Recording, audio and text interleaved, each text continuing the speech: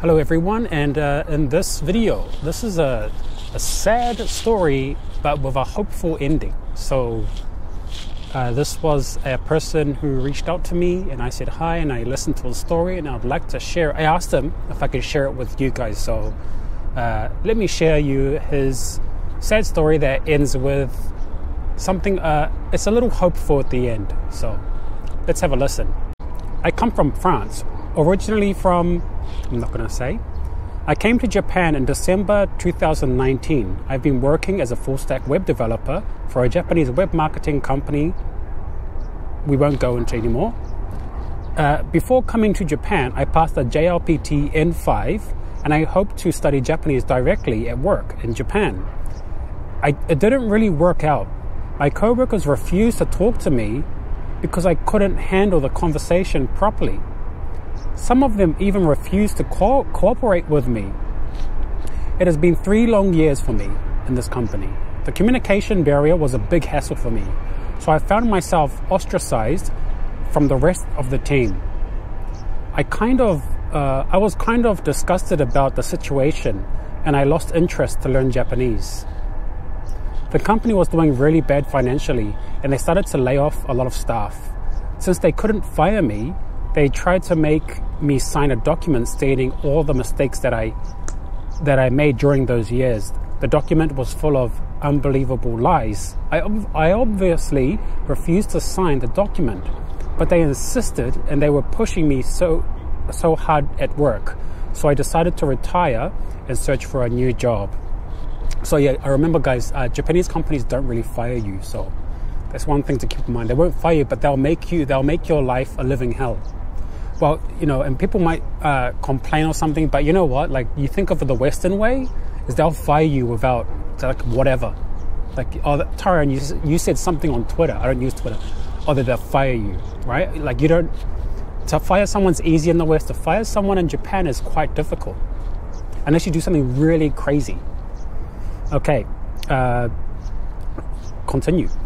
Fortunately, I could extend my visa for 3 more years before leaving the company. However, the immigration informed me that they could cancel my work visa if I could not find a job within 3 months. Since I don't have much money left, I had to give myself only 1 month to find a job and prepare to return to my country if the situation doesn't improve. I got 2 interviews, but I have not been selected. So if you didn't know, in Japan, if you are out of work for 3 months, your visa can be terminated. And that's same for freelance workers. So I'm a freelance worker. My project ends around the end of this month. I have 3 months to find another project. So it's the same for everyone. But I'll make a special video for this some other day because there are some tips and tricks. Unfortunately, my job research has not been concluent. I don't know what that means. He's probably using good words. After all, because my poor Japanese skills. I have to admit my situation and I decided to make the best choice for myself. I obviously want to live in Japan and I don't want to give up on my dream. Don't give up on your dream, mate. You've got this. You can do it. Just, climb back up. Rebuild yourself. Look at me talking like I'm an inspirational person. Anyway,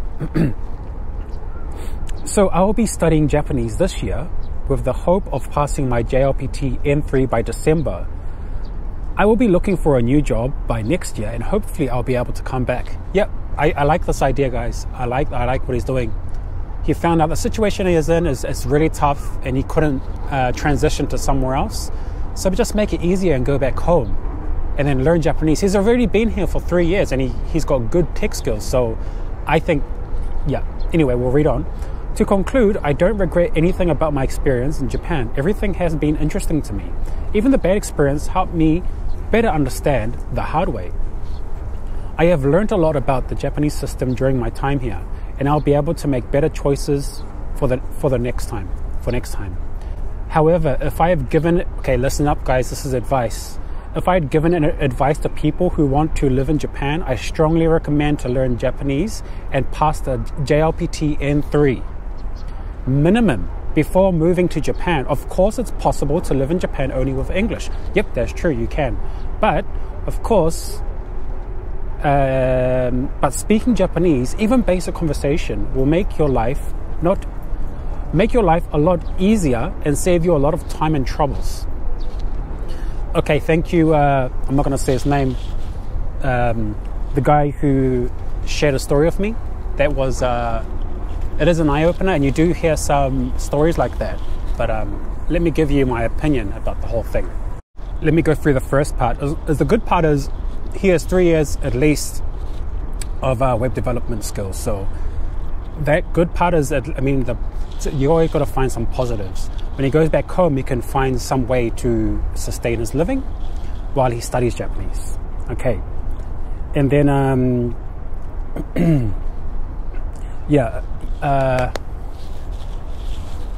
if you don't speak Japanese, it is gonna, like, if you're in a company that only speaks Japanese, it is hard, man. And N5 is just, it's not enough. It's just definitely, like he said, N3 minimum, and I agree. If you're going into a Japanese company with N3, that is, within the 1 year you can build to an N2, but you got to spend your free time studying and actively trying to get better. So in his case, he came with N5.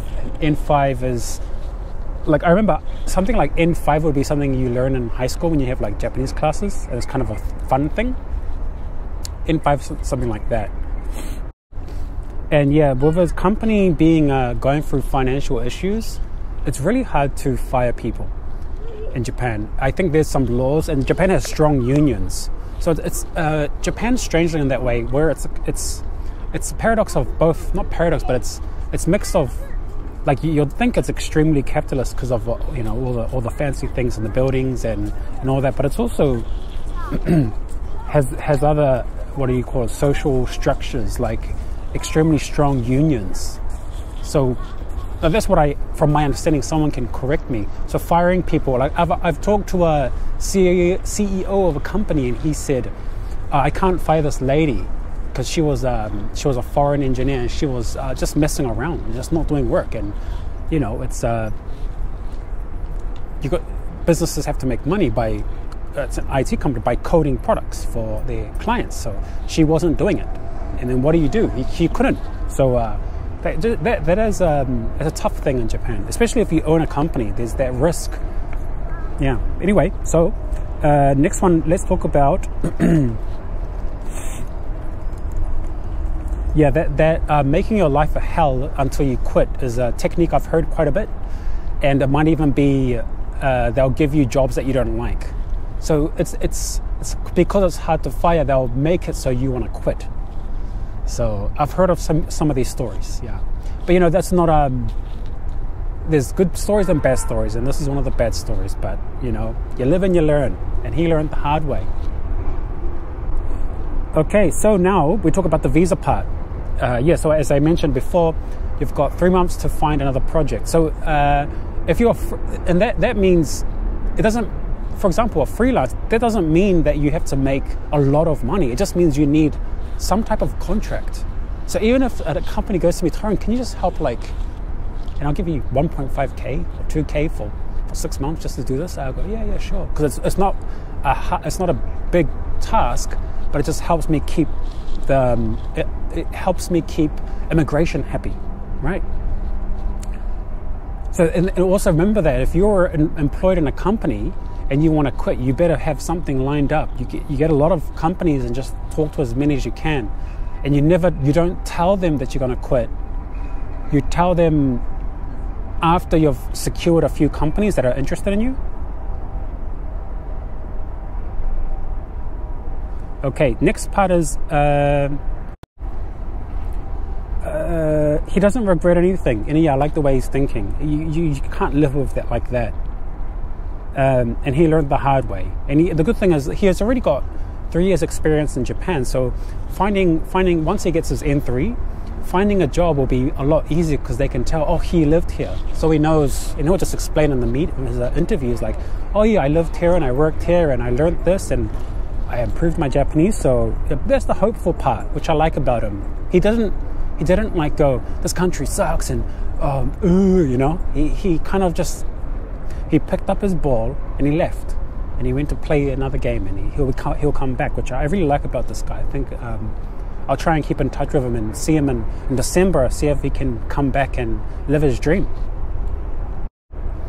And yeah, so the final part, which also, if you checked out my interview with Ravi, which you'll see somewhere here, Ravi also said, like, if he recommends anyone coming here to work IT, just make sure you have you learn Japanese. And getting that N3 is that basic, which I'll show you his video he talked about. And also remember the interview with the Bangladesh engineer? Yeah? So I will link that video as well, because remember, he came from Bangladesh with N3, right? And I heard him, when I first met him, I heard his Japanese, and I thought, okay, he can do a bit. He can understand here and there. But it nowhere proficient, like high level, right? But his English is amazing. So link of those two videos is to hear their experiences. And yeah, I'm coming to a conclusion that before you come here, get N3. Unless, of course, you went to university and you have a degree in BA Japanese like me or something, then you kind of already got like an N2 level. But yeah, get your N3, guys. So that's me for today. And if any one of you watching have some similar experience, or you've heard of something, please let me know, and I would like to listen to your story. Even though I don't have to share it, but if I can share it, I would like to do that too. Or anyone have some similar situation. Or if you just want development advice in Japan or working in Japan advice, I'm happy to help. Free, of course. This is all just my interest. And yeah, if you like what I do, if you like this channel, please help me like and sub. It helps the algorithm, gets more people to see my stuff. My LinkedIn, ooh, there's a pigeon. My LinkedIn is in the description below, Tyrone Ransom. And then go to the Discord and have a chat. A lot of different engineers from around the world and in Japan talk about working IT in Japan. And that's me for today. And yeah, I'm just across Skytree outside. It's a beautiful day, as you can see. Finally, nice weather. And I'll see you guys when I see you.